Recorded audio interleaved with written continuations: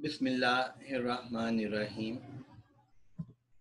Dear students, ہم میر تقی میر کی غزل number 1 پڑھ رہے ہیں اور آج ہم یہ شعر پڑھ رہے ہیں۔ لے سانس بھی آہستہ کہ نازک ہے بہت کام، لے سانس بھی آہستہ کہ نازک ہے بہت کام، آفاق کی اس کارگہ شیشہ گری کا، آفاق کی اس کارگہ شیشہ گری کا۔ آفاق دنیا، کارگہ شیشہ گری شیشہ بنانے کا کارخانہ۔ میر تقی میر اس شعر میں ہمیں یہ نصیحت کرتے ہیں کہ یہ جو دنیا ہے، اس دنیا کو شیشہ بنانے والے کارخانے کی طرح سمجھو، یہاں سانس بھی آہستہ لو، ایسا نہ ہو کہ شیشہ ٹوٹ جائے۔ یہ جو دنیا ہے یہ شیشہ بنانے والے کارخانے کے مانند ہے۔ جب کسی کارخانے میں شیشہ بنایا جاتا ہے تو اس جگہ پہ مزدور بہت سنبھل کر کام کرتے ہیں۔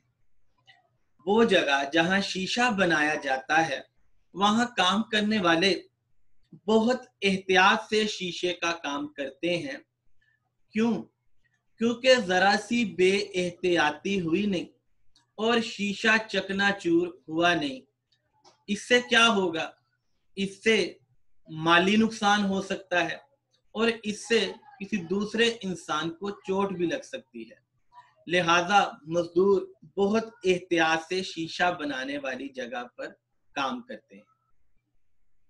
اسی طرح یہ جو دنیا ہے اس کو بھی ہمیں ایسا ہی سمجھنا چاہیے جیسا شیشہ بنانے والا کارخانہ ہوتا ہے۔ ہمیں بھی بہت سنبھل کر زندگی گزارنی چاہیے۔ یہ جو دنیا ہے اس دنیا میں انسان کسی مقصد کے تحت آیا ہے اور اس دنیا میں اللہ تعالیٰ نے انسان کو اس لیے بھیجا ہے تاکہ انسان اللہ تعالیٰ کی اطاعت کرے، تاکہ انسان اللہ تعالیٰ کا کہنا مانے۔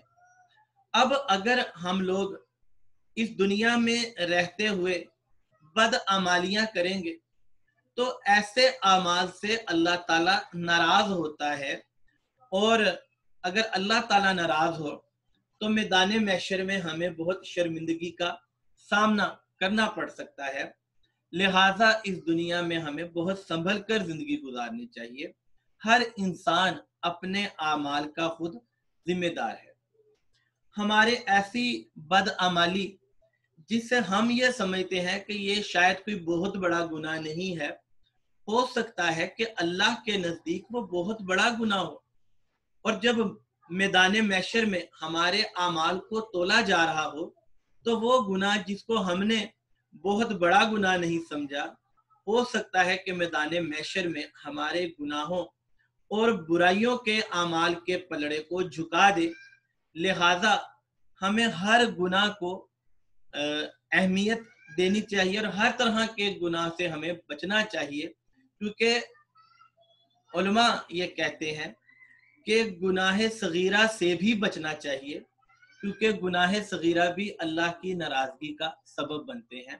تو ہمیں اس دنیا کو بہت احتیاط سے اس دنیا میں اپنی زندگی کو گزارنا چاہیے، اور ہمیں اپنی پوری کوشش کرنی چاہیے کہ اللہ جو ہے وہ ہم سے ناراض نہ ہو۔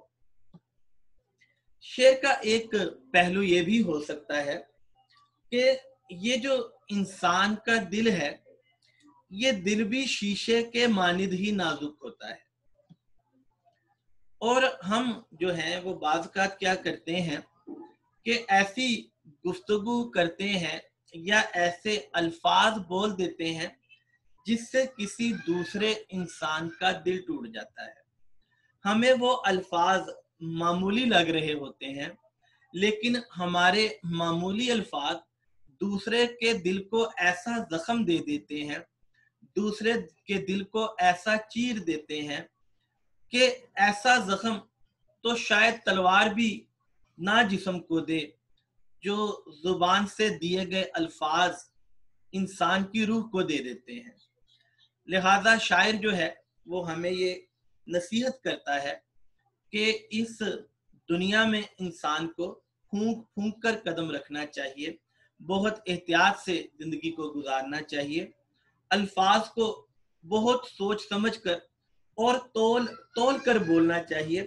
ایسا نہ ہو کہ آج اگر ہم نے کسی کا دل دکھایا، آج اگر ہم نے کسی کا دل توڑا، تو ایسا ہو سکتا ہے کہ کل کو ہمارا بھی دل ٹوٹ جائے، اور ایسا بھی ہو سکتا ہے کہ کل کو کوئی ہمارا بھی دل توڑ دے.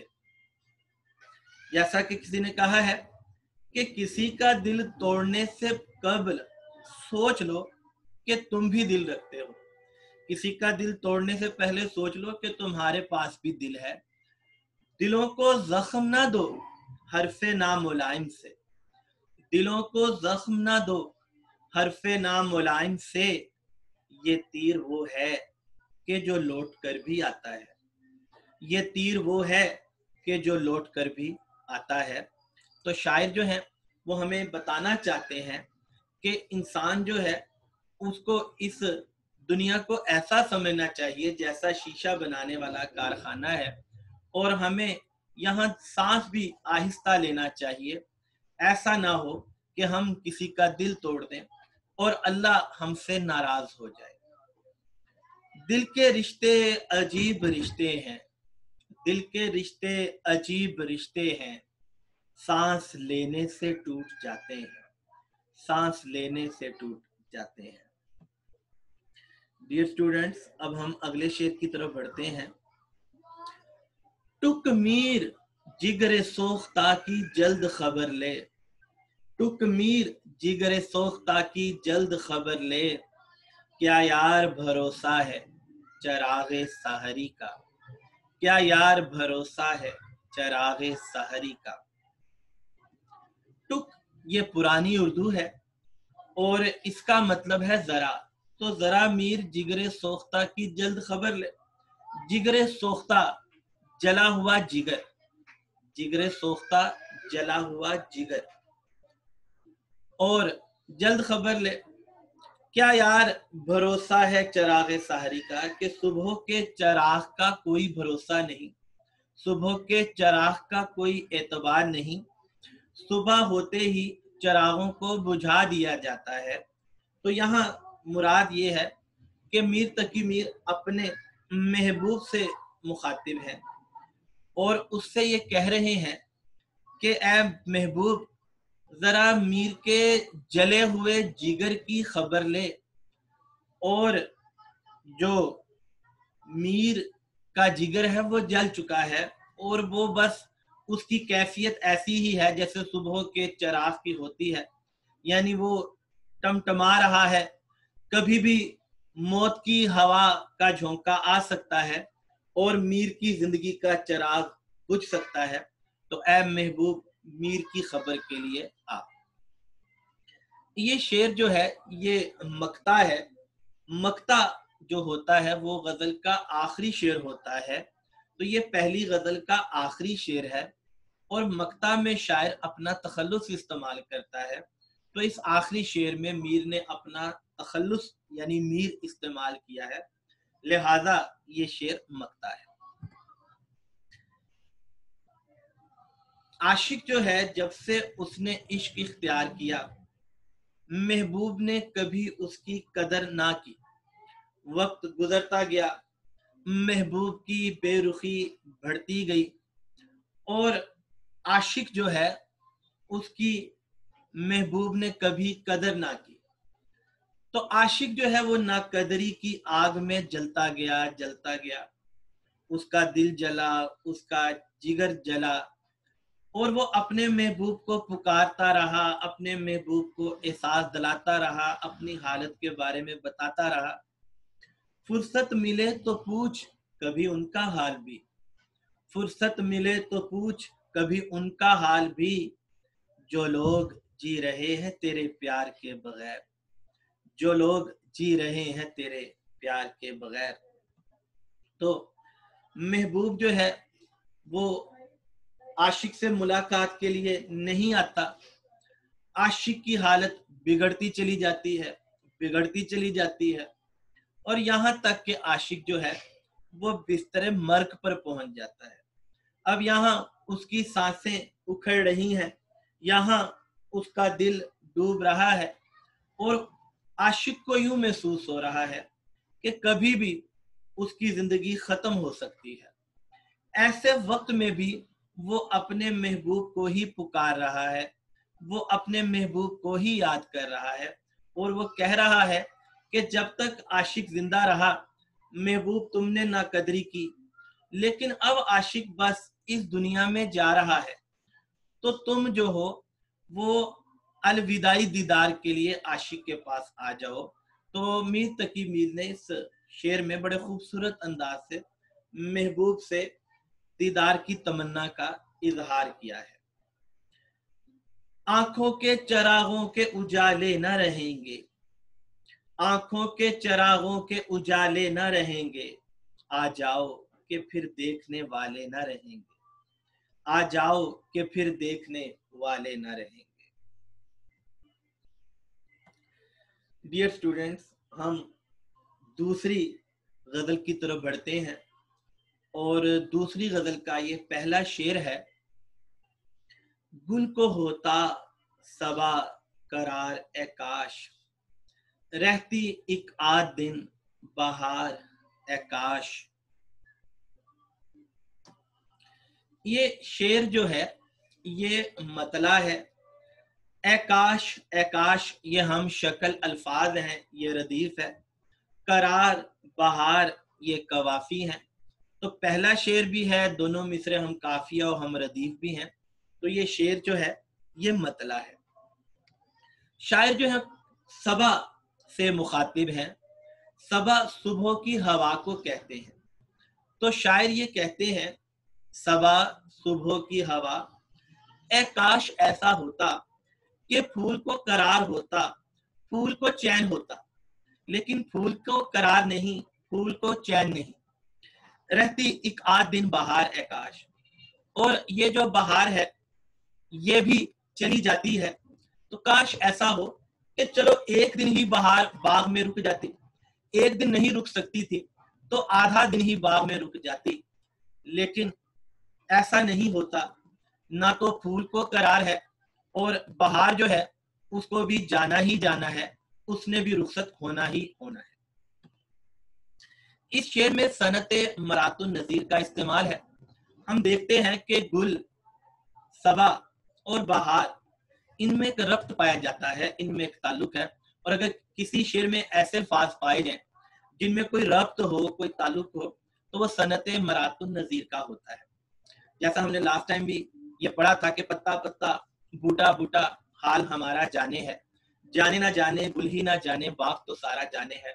तो जैसे पत्ता बूटा बाग इसमें एक ताल्लुक है, तो ये शेर सनते मरातुन नजीर का है। इसी तरह गुल सबा बहार में भी एक ताल्लुक है, तो ये शेर भी सनते मरातुन नजीर का है। शायर इस शेर में सुबह की हवा से मुखातिब है।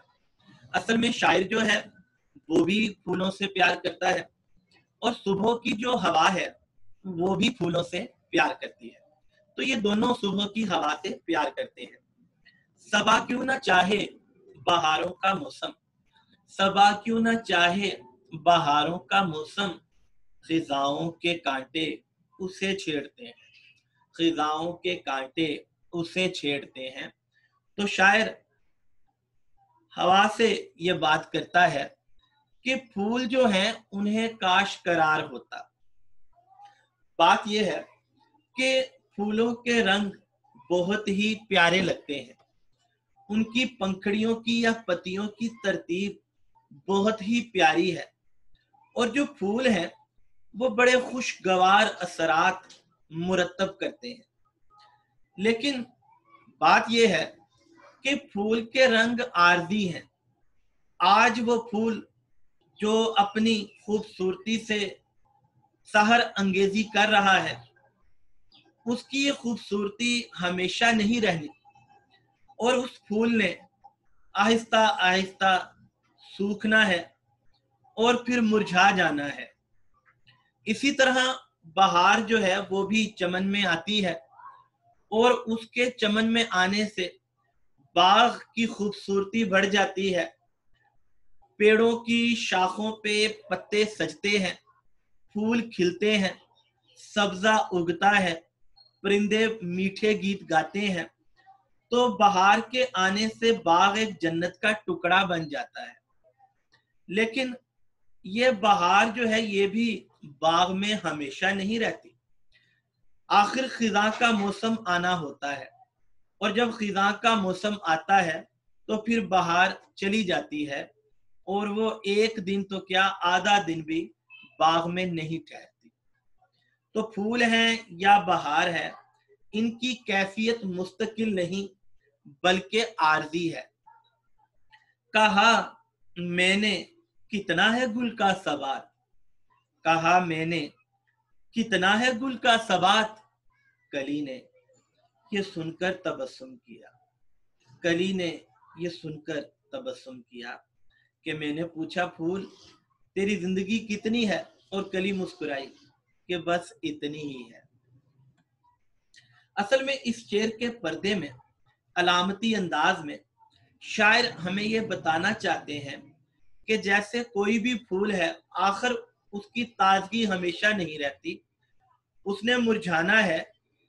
ऐसे ही जो इंसान है उसकी भी जवानी हमेशा उसके पास नहीं रहती और उसकी जो जवानी है उसने भी आखिरकार इस इंसान को छोड़कर जाना ही होता है। तो इंसान की जवानी मुख्तसर है और जवानी की क्या बात करें, इंसान की तो जिंदगानी ही नापायदार है। तो इंसान की जिंदगी भी आर्जी है और इंसान की जवानी तो जिंदगी से भी मुख्तसर है।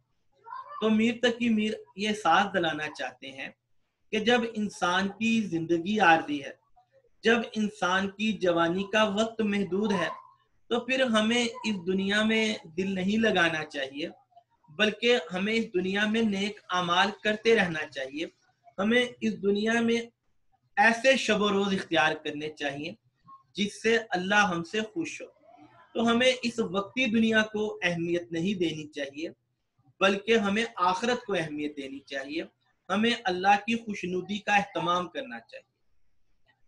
कुरान में अल्लाह ताला फरमाता है, तुम लोग दुनियावी जिंदगी को मुकद्दम रखते हो, तुम लोग दुनियावी जिंदगी को मुकद्दम रखते हो, हालांकि आखिरत कहीं ज्यादा बेहतर और कहीं ज्यादा पायदार है। तुम लोग दुनियावी जिंदगी को मुकद्दम रखते हो, हालांकि आखिरत कहीं ज्यादा बेहतर और कहीं ज्यादा पायदार है। तो शायर ने जो है वो हमें इस शेर में अलामती अंदाज में ये समझाया है कि हमें इस दुनिया में दिल नहीं लगाना चाहिए, इस दुनिया की रंगीनियों से दिल को नहीं बहलाना चाहिए, बल्कि हमें हर वक्त आखिरत की तैयारी के बारे में सोचना चाहिए। न गुल को है सबात न हमको है एतबार, न गुल को है सबात न हमको है एतबार, किस बात पर चमन हवस से रंगोबू करे, किस बात पर चमन हवस से रंगोबू करे। इस गजल के दूसरे शेर की तरफ बढ़ते हैं। ये जो दो आंखें मुंद गई मेरी, ये जो दो आंखें मुंद गई मेरी, उस पे वाह होती एक बार है काश, उस पे वाह होती एक बार है काश। मुंद गई, बंद हो गई, ये जो मेरी दो आंखें हैं और ये दोनों आंखें बंद हो गई, उस यानी महबूब पे वाह होती खुल जाती एक बार है काश। मेरी तो ये दोनों ही आंखें बंद हो गई, काश कि मेरी ये दोनों आंखें खुल जाती। इस शेर में सनद तजाद का इस्तेमाल हुआ है। ऐसा शेर जिसमें अल्फाज मुतजाद का इस्तेमाल हुआ हो, उस शेर को हम ये कहते हैं कि ये सनत तजाद का शेर है। जैसे मुंद हो गई, बंद हो गई, वाह होती, खुल जाती, तो ये शेर सनत तजाद का है। जैसा कि एक और शेर है, ये अंधेरा ये रोशनी क्या है, ये अंधेरा ये रोशनी क्या है, आओ सोचें कि जिंदगी क्या है, आओ सोचें कि जिंदगी क्या है। तो अंधेरा और रोशनी ये भी सनत तज़ाद का शेर है। अब हम इस शेर को समझते हैं। शायर जो है उसकी हालत बिगड़ती चली जा रही है। वजह क्या है? वजह यह है कि महबूब ने उसकी नाकदरी की है। महबूब के जुल्म बढ़ते ही चले गए, यहां तक कि आशिक बिस्तरे मर्ग पर पहुंच गया। बिस्तरे मर्ग पर भी पहुंचकर आशिक महबूब से उसके दीदार की तमन्ना का इजहार करता रहा। दिल ही दिल में अपने महबूब को पुकारता रहा, आवाजें देता रहा। आंखों के चरागों के उजाले न रहेंगे, आंखों के चरागों के उजाले न रहेंगे, आ जाओ कि फिर देखने वाले न रहेंगे, आ जाओ कि फिर देखने वाले न रहेंगे। लेकिन जो महबूब है वो फिर भी नहीं आता। यहाँ तक के आशिक के जो सांस थी उस सांसों की लड़ी टूट जाती है, दिल की धड़कन रुक जाती है और आशिक जो है उसकी दोनों आंखें मौत की आगोश में बंद हो जाती है। लेकिन ऐसी कैफियत में भी आशिक अपने महबूब के दीदार की ही तमन्ना कर रहा है। कहा जाता है कि मीर की शायरी में कनूतियत यानी मायूसी नहीं, वो अभी भी उनका जो दिल है वो महबूब के दीदार का आरज़ूमंद है। वो इस कैफियत में भी सिर्फ और सिर्फ महबूब के दीदार के लिए तड़प रहे हैं और बेकरार हैं। गो के सांसों की लड़ी टूट चुकी, दिल की धड़कन रुक गई और आंखें बंद हो गईं, लेकिन ऐसी कैफियत में भी वो ये चाहते हैं कि मेरी आंखें खुल जाती, मेरा महबूब आ जाता और मैं अपने महबूब को देख लेता। दास कहते हैं, मर गए हैं मगर तेरा अरमां, मर गए हैं मगर तेरा अरमां, जी से निकला ना जान से निकला, जी से निकला ना जान से निकला। इस शेर का एक पहलू यह भी हो सकता है कि शायर जो है वो ये बताना चाहता है कि मैंने जो अपनी दुनिया की जिंदगी गुजारी तो मैंने मकसद तख्लीक को फरामोश कर दिया, मैं दुनिया की रंगीनियों में खो गया, यहाँ तक कि मेरा वक्त आ गया और मेरी आंखें बंद हो गई। तो शायर जो है वो इस शेर में बताना ये चाहता है कि मैं मौत की आगोश में सो गया, मेरी आंखें बंद हो गईं। काश ऐसा होता कि मेरी आंखें मार्फते इलाही की तलाश में खुल जाती, काश ऐसा होता मैं मकसद तख्लीक पर नजर रखता, काश ऐसा होता मैं मन चाही जिंदगी की बजाय रब चाही जिंदगी गुजारता, तो इससे मेरा रब, मेरा अल्लाह जो मेरा राज़िक है, मेरा मालिक है, वो मुझसे ज्यादा खुश होता। कुरान में कहा गया है, गफलत में रखा तुमको बोहतात की हिरस ने, यहाँ तक कि तुमने कब्रें जा देखी। दास कहते हैं, इन आंखों ने क्या क्या तमाशा ना देखा, इन आंखों ने क्या क्या तमाशा ना देखा, हकीकत में जो देखना था ना देखा, हकीकत में जो देखना था ना देखा।